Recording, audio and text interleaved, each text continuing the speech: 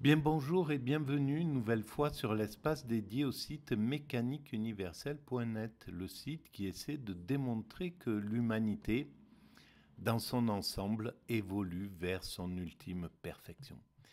Alors cette perfection, c'est l'accession à la paix universelle, à la fraternité absolue, à la fin des frontières, la mise en commun de tout le patrimoine universel, la fin de l'argent, voilà, une sorte de paradis. Nous construisons, sans le savoir, le paradis pour nos futurs descendants, dans lequel ils pourront s'épanouir et vivre le bonheur suprême, le plus haut degré du bonheur, c'est-à-dire l'accession à l'extase.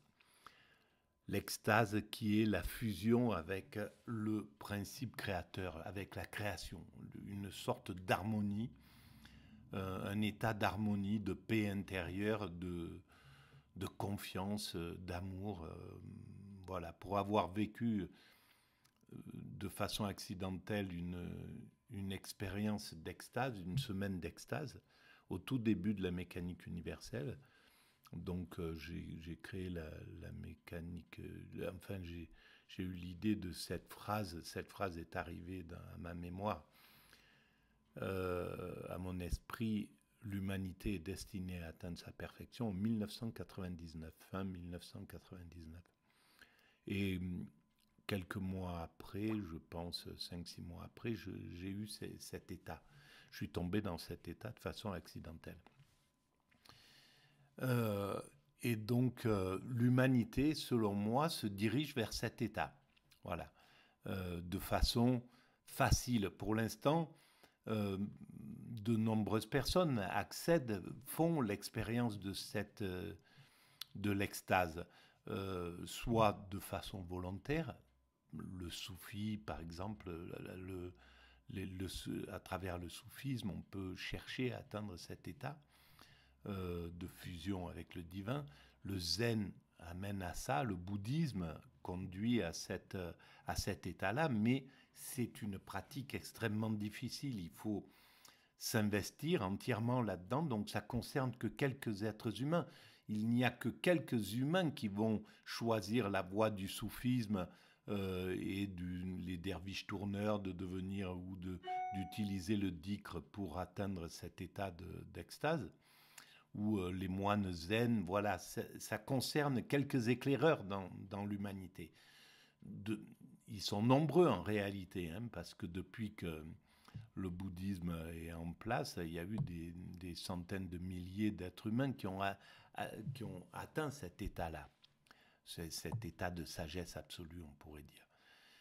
Et puis, il y a les expériences accidentelles, comme la mienne, par exemple, ou les états de mort imminente, voilà, où on peut se retrouver dans un état qui est complètement particulier, qui est vraiment différent de la conscience ordinaire.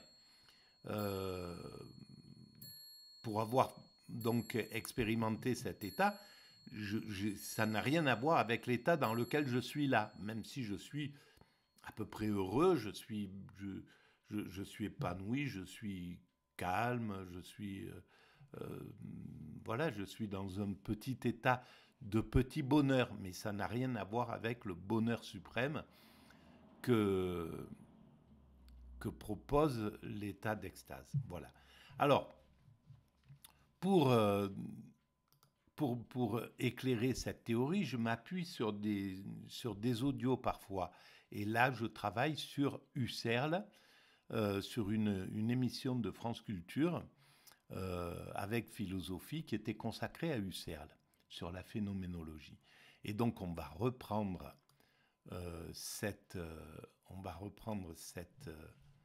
cet audio, c'est la seconde, celle-ci, et on lance l'écoute et je commente éventuellement. Être jamais en situation de présenter sa pensée sous une forme définitive, achevée et monobloc en quelque sorte. Autant de défis qu'on va essayer de relever ensemble ce matin, car nous allons essayer d'être le plus clair possible, peut-être des mises au point de vocabulaire pour comprendre ce que dit Husserl. Il y a plusieurs termes qu'on va employer ce matin et qu'on va essayer de définir, celui de phénoménologie bien sûr, celui de réduction. C'est la méthode qu'emploie Husserl pour parvenir à ses fins. D'époquer, alors en plus le terme n'est pas français, donc on va essayer de le définir. Je vous propose, pour commencer à définir ce terme-là, qu'on... Et l'époquer, à mon sens, justement, c'est une sorte d'extase, c'est-à-dire que c'est la cessation de toute interprétation.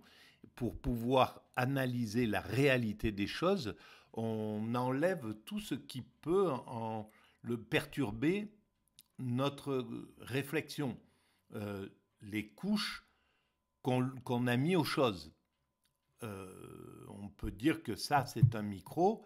Évidemment, c'est devenu un micro, mais à son origine, c'est le fer qui compose ce micro, le plastique qui compose ce micro, etc. Tout ça, c'est son essence, en somme. Les particules qui le composent sont l'essence de cet objet. De répondre à la question que j'ai posée au début, le but de la philosophie pour Husserl et de la phénoménologie, c'est de revenir au monde. Pourquoi en sommes-nous partis et comment y revenir? Alors, c'est une question essentielle. Husserl disait à la fin de sa vie qu'il n'avait fait qu'une seule chose finalement, c'était de s'enquérir du monde. Et d'une certaine manière, il y a deux problèmes. Le monde, soit on en est parti parce qu'en réalité, on ne le voit plus. Mais ce n'est plus exactement parce qu'on en est parti, c'est parce qu'il est trop, en quelque sorte, devant nous. Nous sommes trop près de lui, nous sommes trop dans le monde. Nous sommes captivés, en quelque sorte, par le monde. Et c'est une image qui fonctionne bien, parce que être captivé par le monde, c'est ne tourner ses regards que vers lui, ne s'envisager soi-même que dans l'horizon du monde, mais être captivé, c'est aussi être captif, d'une certaine manière, et être tellement absorbé, nous ne faisons plus attention à lui. Donc c'est une première raison. Et bon, évidemment, là, on peut tout à fait comprendre ce qu'il veut dire. On passe la plus grande partie de notre temps, maintenant que nous sommes sous le libéralisme, sous le capitalisme, sous la profusion des objets, sous la profusion des images qu'on nous envoie, etc. Et donc, on s'est éloigné de nous-mêmes. Et quand on a la chance de pouvoir calmer le jeu, de pouvoir s'extraire un peu du monde, eh bien, on commence à intégrer quelque chose de plus profond. On le sent très vite. Et quand la vie nous sort de ce monde par un accident, par une maladie, quelque chose qui nous ramène à l'essentiel, eh bien, on voit à quel point on est extrait de cet essentiel, par exemple.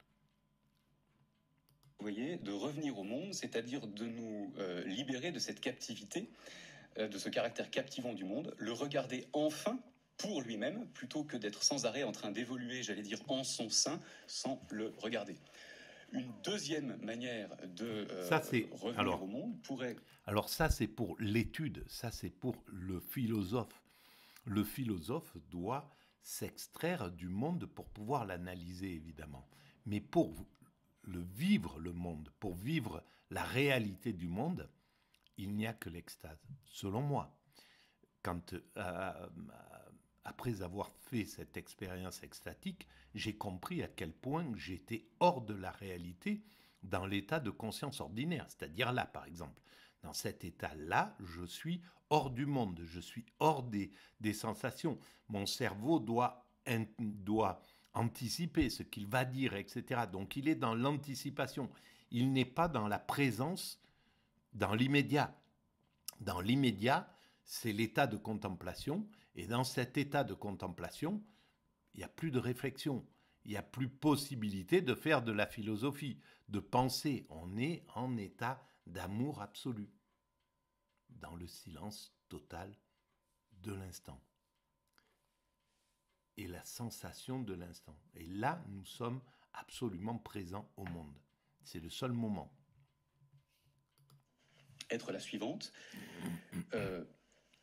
Si le monde est en quelque sorte ce dans quoi, ou l'élément dans lequel, ou le cadre dans lequel toute notre expérience et toute notre vie se déroule sans que nous y fassions particulièrement attention, il se trouve que la science, les sciences, et en particulier les sciences physiques, la physique moderne, la science physique de la nature, prétend nous parler du monde en construisant, en développant, en élaborant ce qu'elle appelle une nature physico-mathématique.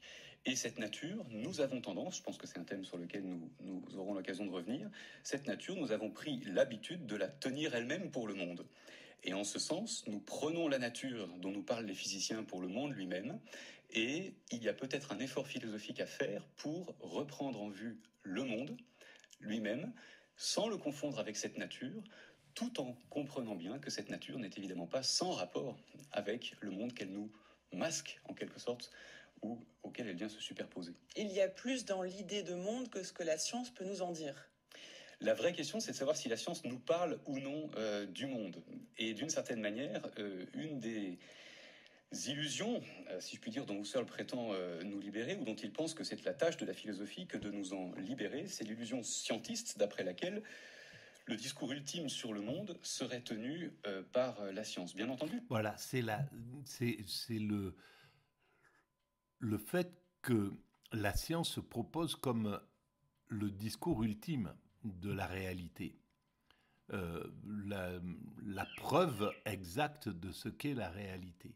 En réalité, c'est quelque chose d'extérieur à la réalité.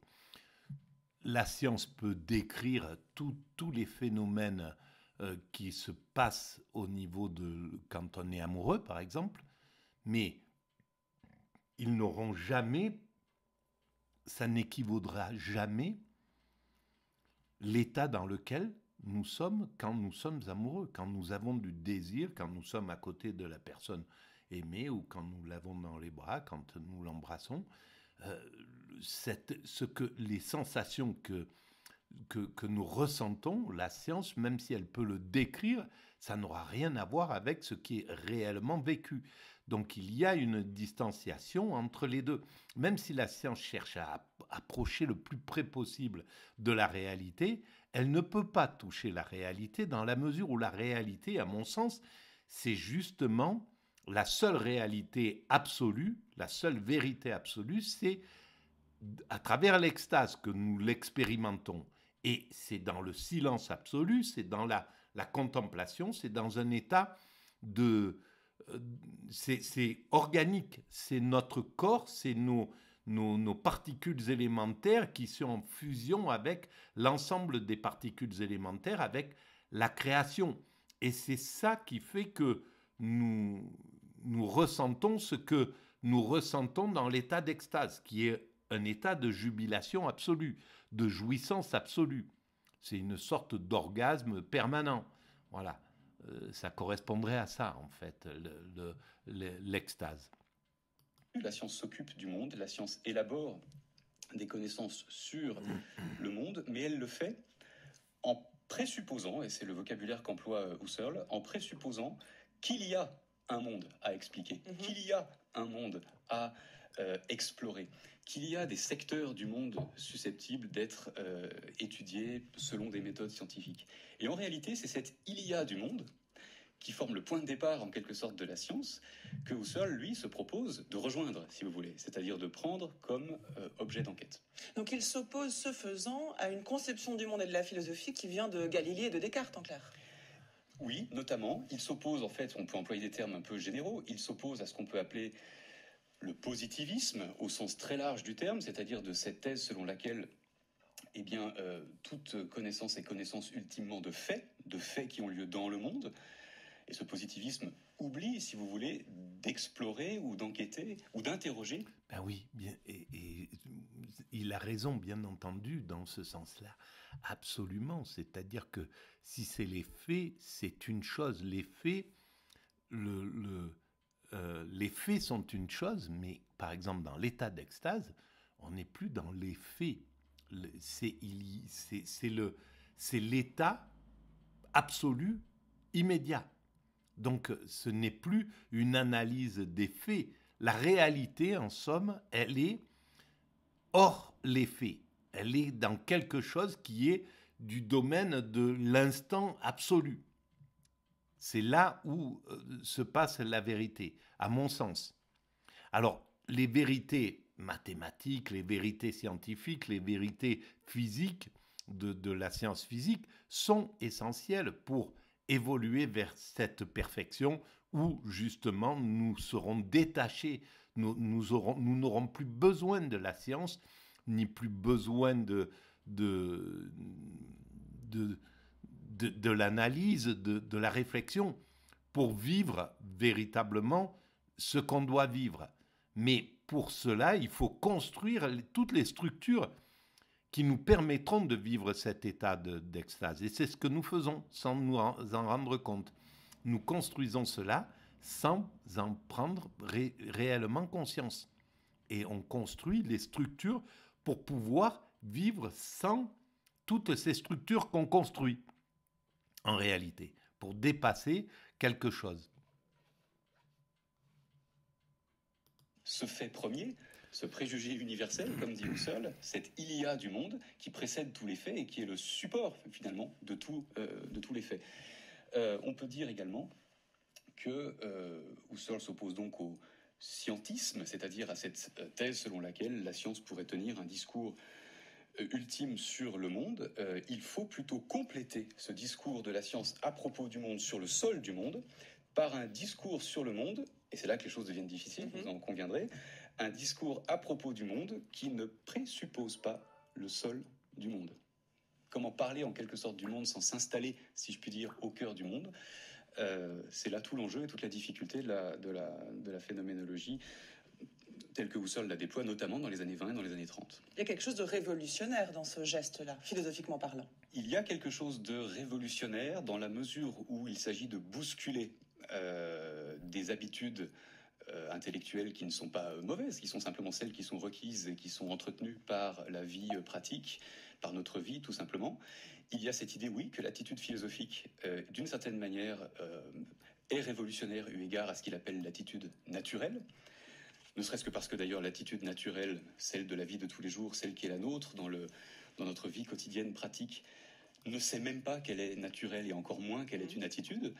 Et d'une certaine manière, la philosophie consiste à renverser cette évidence première. Oui, quelque chose de révolutionnaire et quelque chose que Husserl, d'ailleurs, il lui arrivait de revendiquer ce caractère révolutionnaire de sa pensée de façon un peu polémique dans certains écrits qui n'étaient d'ailleurs pas toujours destinés à la publication, où il opposait ce caractère révolutionnaire de sa propre pensée à ce qui se présentait alors comme philosophie révolutionnaire et qui était plutôt tournée vers des considérations existentielles et qui avait en quelque sorte plus le vent en poupe à l'époque.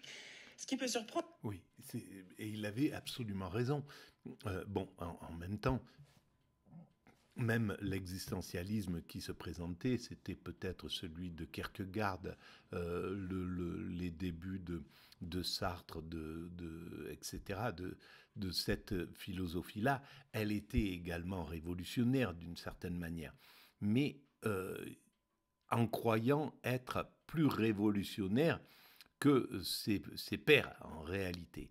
Et ce qui n'est pas le cas, parce que le travail de Husserl, là, est pour le coup extrêmement révolutionnaire, bien entendu, parce qu'il est étendu sur la totalité de la création, et avec en même temps